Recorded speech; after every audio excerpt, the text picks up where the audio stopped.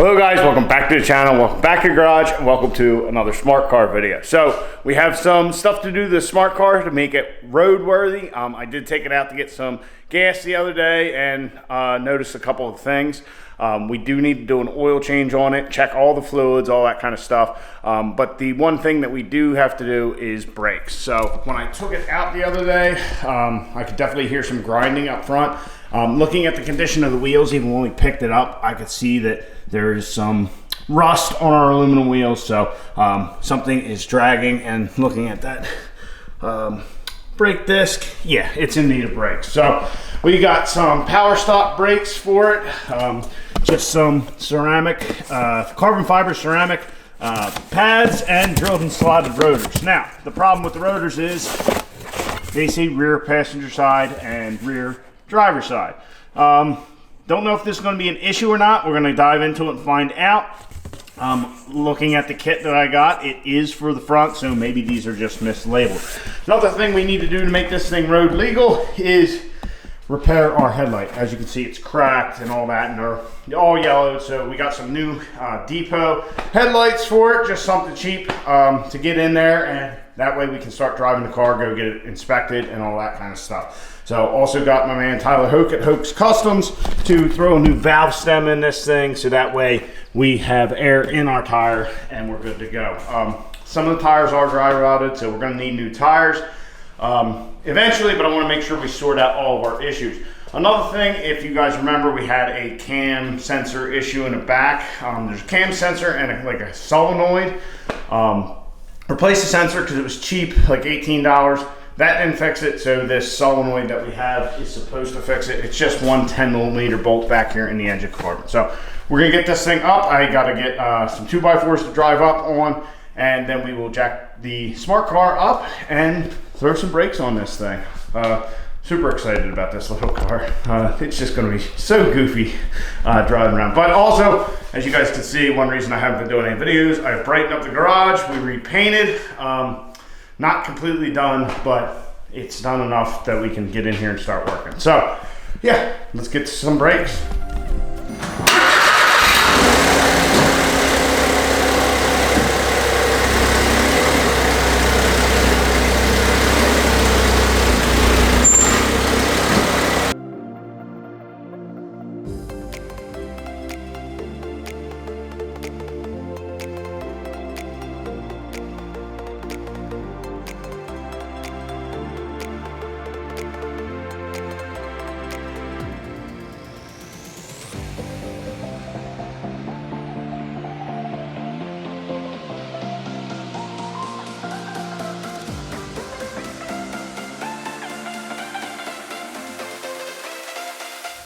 Got our drilled and slotted rotors on and our new pads. Our pads actually didn't look bad. They still had a lot of life on them, but the rotors are shot. So somebody must have thrown brakes on. I don't know. Anyway, these are definitely mismarked because once I pulled the first rotor, you could compare it to the other front one and it was fine. So they're mismarked. The rear doesn't matter. And now that I say that and I think about it, yeah, it's more of a drum setup in the rear anyway, so definitely shouldn't have put as much thought into that as I did. So now we are going to move on to, since we have the wheels off, changing out our headlights. So we actually have to pull the whole front clip off in order to get to the fasteners for the headlight. I think there's one here and like one up here. When we pull our hood, which like that, pull this off. Yeah, so there's one bolt here, and then I think there's one up here and the one down here. Actually, I can look at our new headlight. And yeah, so we got one fastener down there, one fastener down there, and then the one in the corner that we can get to now. So 3 fasteners on the headlights, but we got to pull the entire front clip. So gonna have to figure out how to do that. Yeah, so let's get the front clip off the car.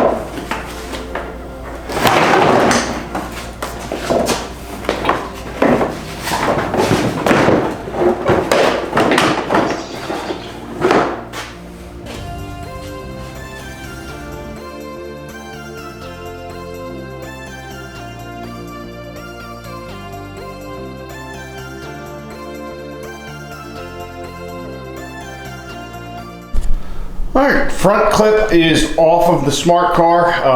Not that bad. There's some bolts under these like trim pieces here. There's a couple in the door jamb, but also you have to pull off these plastic side skirts, which there's some plastic pins in the front, plastic pins in the back, and then it just slides back and comes off.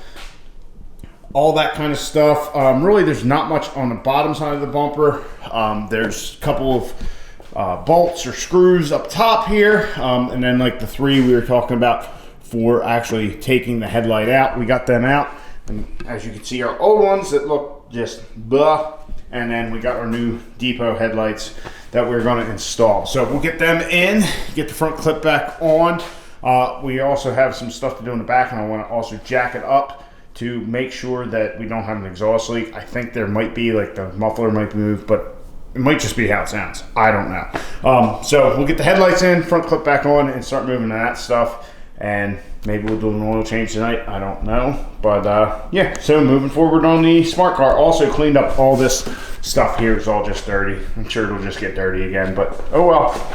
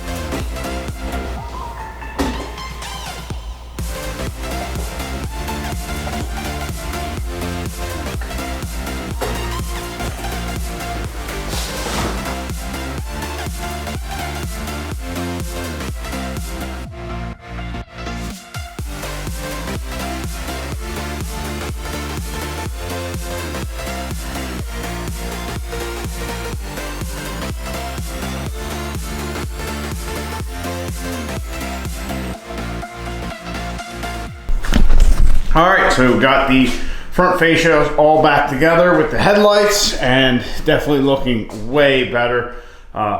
Definitely worth the investment to get the headlights. I mean, we didn't really have a choice because this one's all messed up, but definitely looks a lot better. But got side skirts on, all that kind of stuff.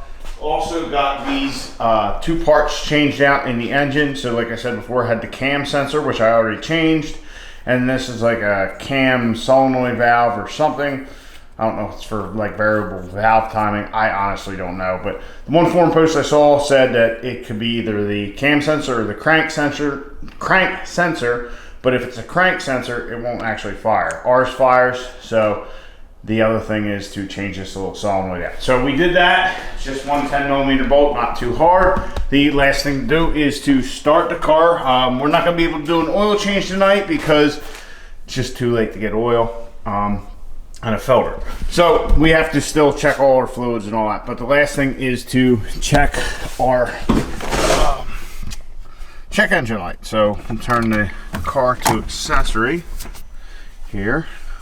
And then I got this app on my phone for my little OBD tester. OBD link is what it's called. Update available. No, we're not worried about that right now. Okay, connecting. All right, so diagnostics, trouble codes. So crankshaft position, camshaft position, correlation. P0018. That is the problem that we have. So we're going to clear the codes. Yeah. Clear the code. We'll go from there. All right, we're good to go. Start the car. Now, before the check engine light wouldn't come up right away, we'd have to start the car over again, but I would have a pending code on my phone. So, go back, we'll do diagnostics. Looks like we still have a code, so we're gonna have to figure that out. Maybe that thing's got to. You know what? I bet you I forgot to connect it. Hold on. All right, so I just double checked and I did connect the electrical connection. Once again, we have a code pending. Hasn't shown up yet, but now if we turn the car off and back on, I think we'll have a check engine light. Yep, so check engine light's still there. Gonna have to figure that out. I don't know if it's one of them things I gotta pull the battery off or whatever, and it's gotta recalibrate. I don't know, maybe we have something else we gotta find. But I'm gonna dive into this a little bit right now. Day 2.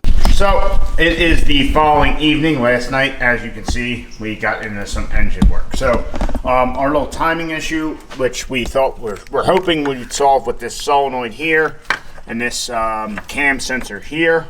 Well, that didn't do it. So I got to looking, and there's timing marks on the intake cam and the exhaust cam, and then on the crank. So got messing with that. Here we are about 2 teeth out of time. I was actually able to get all this off, get the valve cover off, and I was actually able to pull the exhaust pulley there, pull that bolt out, and retime it, and I think everything is good to go. So what we'll do is we'll just lay the valve cover on it, plug everything in, clear the code, start it. The code was immediate. As soon as the car would start, I'd get the code. So now that I think it is back in time, we should be good. So I'll plug everything back in and just check before we reassemble everything. As you can tell, not much room to work, a little bit of a pain, but we're here.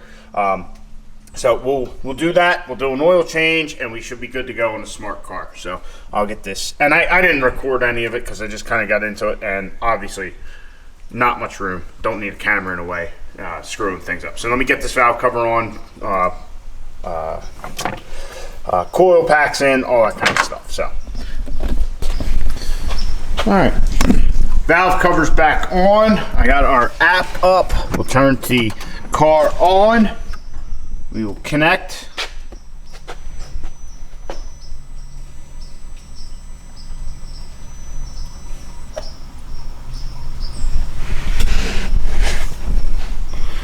Diagnostics. All right, so we have no codes currently. Starts right up. It sounds like that.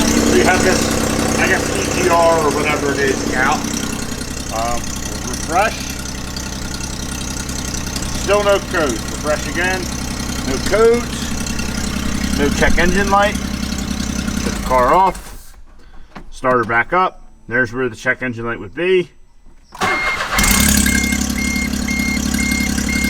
No check engine light.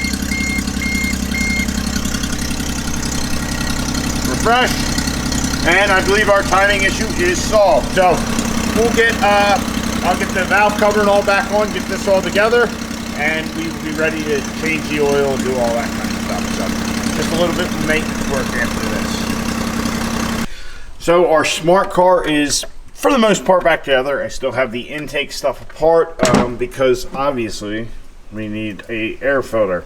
We're here. It's a bit of a pain because, well, we're working in this.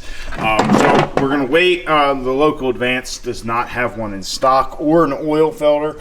So I got those ordered. Our valve cover is cinched back down. Our plug wires and coil packs are bolted. Everything's kind of looking good. We just need our air filter and oil filter and all that. Like I said, I'd just run it like this for now, but it's not like a normal car where it's just super easy to get to. So we'll wait a day or so and do that. So that's working good, or looking good. The smart car is ready for the road as far as I'm concerned. We do need to get some tires for this thing. Some of these tires are dry rotted, but just want to see if there's any more issues.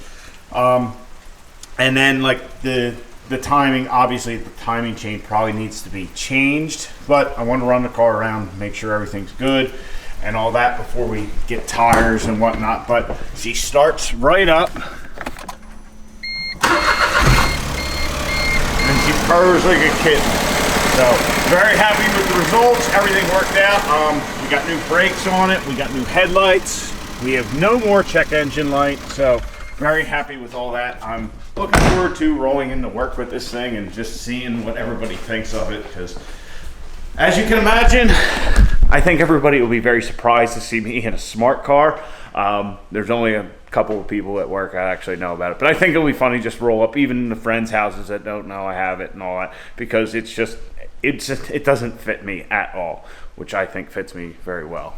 But anyway, I just like being goofy like that. So smart car is looking good. We are, as soon as we get this thing out of the garage, we're going to be getting back into race truck content. So definitely need to do a lot with that. The first race, the Waggler race, is the end of the month, so we have like 2.5 weeks. Lot to do, because we've made some big changes. I don't know if we're going to be able to make it, but then we have UCC the month after that, so just need to really get working on that. Got parts coming in, got stuff we're working on. It's been hectic and working a lot. It's just finding the time's hard. So anyway, back to the race truck content in the next video. Hope you guys are enjoying the smart car content. It's just something different. So anyway, guys, put a like down below, subscribe to the channel. Catch you guys on the next one. Get out in your garage, get the wrench on your truck or your smart car.